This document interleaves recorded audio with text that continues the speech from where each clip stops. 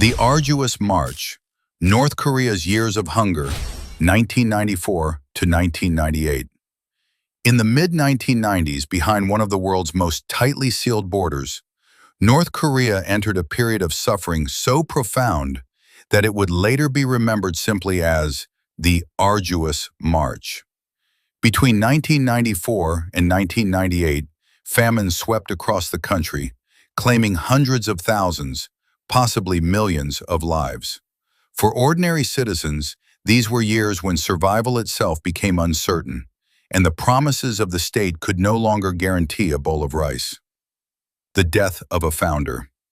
The crisis began in the shadow of a historic loss.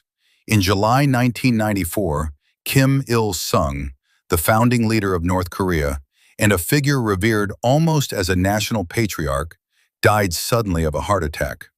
For decades, he had ruled the country with absolute authority, shaping its politics, economy, and identity.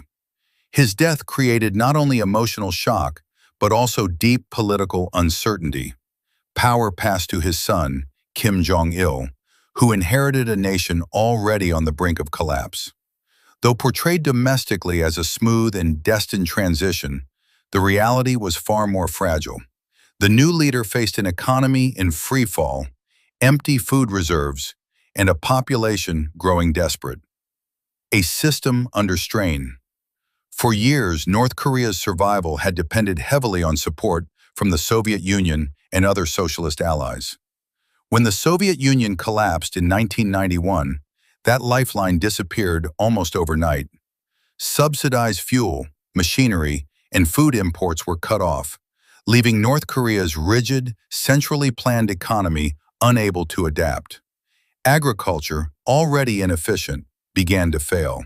Farms relied on chemical fertilizers, irrigation systems, and fuel-powered machinery, all of which became scarce. Food production dropped sharply, but the government's public distribution system, which supplied rations to citizens, tried to continue as if nothing had changed. By the early 1990s, the gap between what people needed and what the state could provide was widening dangerously. Nature turns against the nation. Then came disaster from the sky. In 1995 and 1996, severe floods devastated vast areas of farmland. Crops were destroyed, irrigation networks ruined, and precious grain reserves washed away. The following year brought drought, compounding the destruction. What little food remained could not sustain the population. The public rationing system, once the backbone of daily life, began to collapse. Rations shrank, then disappeared entirely in some regions. For millions of North Koreans, the unthinkable became reality. There was simply no food. Life during the famine. The human consequences were heartbreaking. Families wandered in search of anything edible. People boiled grass, stripped bark from trees, and searched mountains for wild plants. Disease spread easily among the malnourished, and children were often the first to die. Entire communities weakened. Factories closed because workers were too hungry to continue. Schools emptied. Hospitals lacked medicine, electricity, and even basic supplies.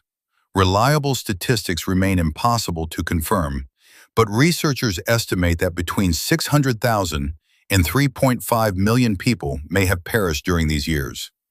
Each number represents a silent story of loss in a country where suffering was rarely allowed to be spoken aloud. A reluctant opening to the world. North Korea had long prided itself on self-reliance, known as juche. Admitting weakness to foreign nations contradicted decades of ideology. Yet the scale of the famine forced an unprecedented decision. Beginning in the mid-1990s, the government accepted international humanitarian aid from the United Nations, the United States, South Korea, and many other countries. Shipments of grain, corn, and medical supplies slowly entered the country, saving countless lives, but never fully ending the crisis. For the outside world, the famine offered a rare glimpse into conditions inside North Korea.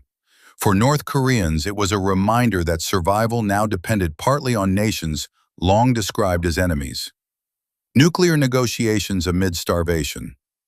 Even as hunger spread, global politics did not pause and improved relations. The agreement temporarily reduced the risk of war on the Korean peninsula, but mistrust remained deep on both sides, and implementation proved difficult.